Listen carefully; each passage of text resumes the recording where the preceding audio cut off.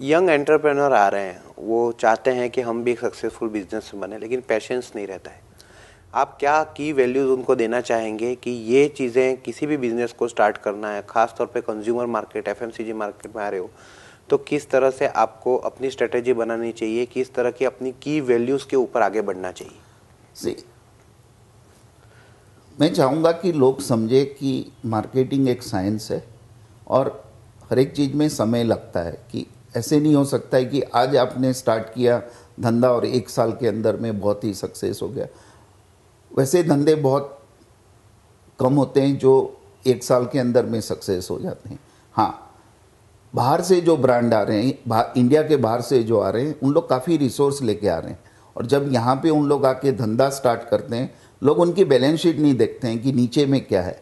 लोग देखते हैं कि अच्छा इसने आके ऐसा कर दिया, लेकिन उसकी बैलेंस शीट में लॉस होगा जो उन्हें नहीं दिखता है।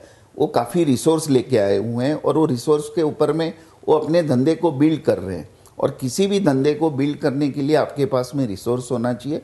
रिसोर्स यानी पैसा। वो पैसा उस धंधे पे लगाना पड़ता है। अपने आप में बिलीफ होनी चाहिए कि मैं इसको सक्सेसफुल बनाऊंगा। वो अगर आपने कर लिया 2-3 साल में, मेरे केस में 1000 दिन का रखता हूँ कि 1000 दिन तक आपको एक प्रोडक्ट, एक आइडिया के पीछे में इन्वेस्टमेंट करना है। 1000 दिन लगेंगे कंज्यूमर को पूरा समझने के लिए। अगर उसने वो समझ लिया, ऐसा नहीं होगा कि 1000 दिन तक सेल नहीं होगा आपका। 1000 दिन तक सेल होगा, लेकिन वो धीरे धीरे ग्राफ में आपको देखना है कि ये बढ़ रहा है। 1000 दिन के बाद में आपको मालूम चलेगा कि yes you are in right direction, आपकी कंपनी राइट डायरेक्शन में। फिर उसको बिल्ड करते जी।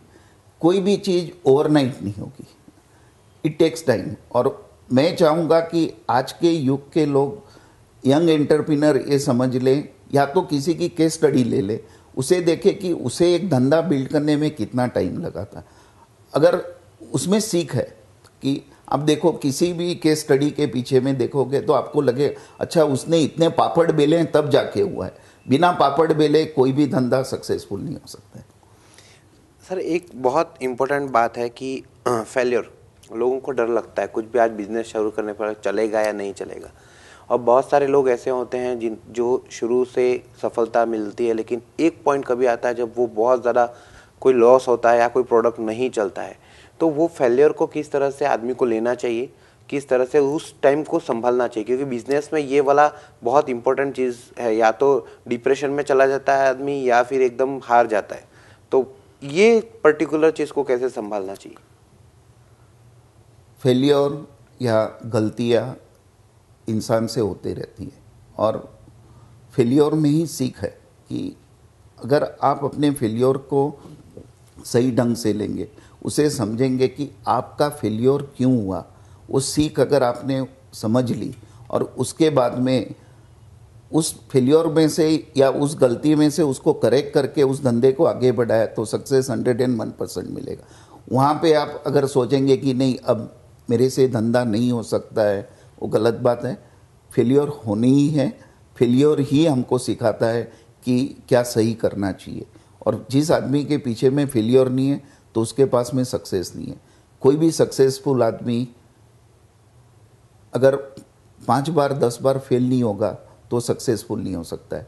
आपकी लाइफ में कोई ऐसी चीज़ आई हो जो बहुत बड़ा हर्डल्स आया हो और आपने पार किया हो, ऐसा कोई एक्सपीरियंस? इनिशियल फेज का था कि जब मुझे आता नहीं था ब्रांडिंग क्या है, मार्केटिंग क्या है, वो हर्डल्स थी। तो मैं काफ़ी बार सोचता था कि शायद ये मुझे नहीं आता है, मैं इसे नहीं कर सकूँगा। इवन फैमिली के अंदर में लोग ऐसे नहीं नहीं तू नहीं कर सकेगा, इसको छोड़ दे। तो वो डर रहता था कि मैं सक्सेसफुल हो सकूँगा कि नहीं हो। लेकिन एक बार मैंने जब इसको समझ लिया, उसके बाद में मैंने अपनी लाइफ के अंदर में एक के बाद एक 7 हिट दी थी। There was no failure rate there. जितनी भी प्रोडक्ट लाया सब हिट हुई थी। तो वहाँ से एक कॉन्फिडेंस लेवल आया कि नहीं नहीं मैं कर सकता हूँ। पहले ऐसा समझता मैं नहीं कर सकता हूँ, लेकिन सक्सेस आदमी को एक कॉन्फिडेंस देता है। वो सक्सेस को चखना भी जरूरी है।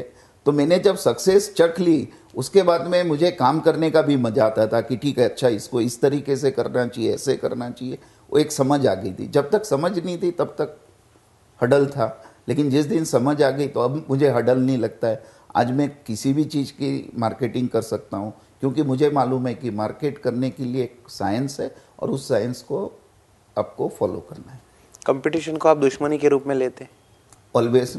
अगर दुश्मन नहीं होता है तो मार्केटिंग नहीं होती है। तो अब दुश्मन कहाँ है? या तो कंज्यूमर के हैबिट में है, बिहेवियर में, उसके एटीट्यूड में, उसके परसेप्शन में, या दुश्मन आपके कंपटीशन में है। और आपको ऑलवेज देखना है कि कंपटीशन हो या कंज्यूमर की हैबिट हो या उसका एटीट्यूड हो, अगर उसको आपने दुश्मन बना लिया और लोगों को उस तरीके से दिखाया तो आपके लिए जगह बनेगी, कंज्यूमर के दिमाग में आपके लिए जगह बनेगी। और जैसे दिमाग में जगह बन गई, जिसको हम पोजीशनिंग बोलते हैं, वो अगर सही हो गया तो आपके लिए सक्सेस ही सक्सेस। और होना ज़रूरी है।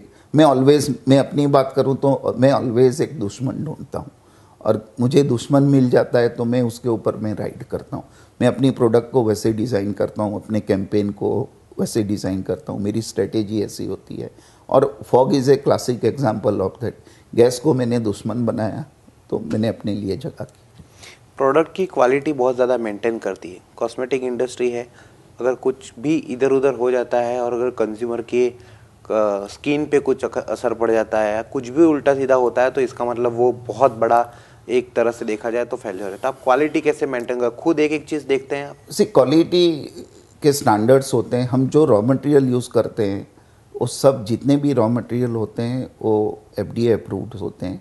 और उसे जब फॉर्मुलेट करते हैं तो हम चेक भी कर लेते हैं। हाँ, स्किन की टाइप बहुत होती है, कहीं ना कहीं किसी को कुछ एलर्जी होती है तो उससे कभी उसे असर होता है। लेकिन हम ऑलवेज बोलते हैं अपने कंज्यूमर को कि कुछ भी यूज़ करने के पहले आप इसे टेस्ट कर लो आपकी स्किन के ऊपर में, क्योंकि हर एक स्किन एक समान नहीं हो सकती है, अलग अलग होती है। तो 1000-2000 में से एक आध जन को कुछ हो सकता है, लेकिन उस स्किन का प्रॉब्लम होगा। प्रोडक्ट के स्टैंडर्ड्स को बहुत सही ढंग से चेक किया जाता है, और quality check batch to batch होती है।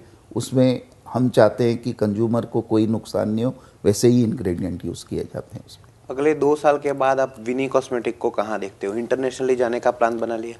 विनी 101% इंडिया के बाहर जाएगा। ऑलरेडी हमने उसके प्रोसेस स्टार्ट कर दिए हैं, और मैं चाहूँगा कि विनी और 2-3 साल के अंदर में एक बहुत बड़ी कंपनी बने। अभी भी मैं अपने आप को एक छोटी कंपनी समझ रहा हूँ। मुझे बहुत कुछ करना है अपने लिए, अपने विनी के लिए, विनी के परिवार के लिए, और मैं चाहूँगा कि इसे बहुत बड़ी कंपनी बनाऊँ। थैंक यू सो मच दर्शन भाई, आपने इतने सारे एक्सपीरियंस अपने शेयर किए, और हम भी आशा करते हैं, शुभकामनाएं देते हैं कि आपका प्रोडक्ट और ज़्यादा आगे बढ़े, आपकी कंपनी आगे बढ़े, और न केवल इंडिया में बल्कि आप इंटरनेशनली भी अपने प्रोडक्ट्स को स्थापित कर पाएं। Thank you so much. Thank you.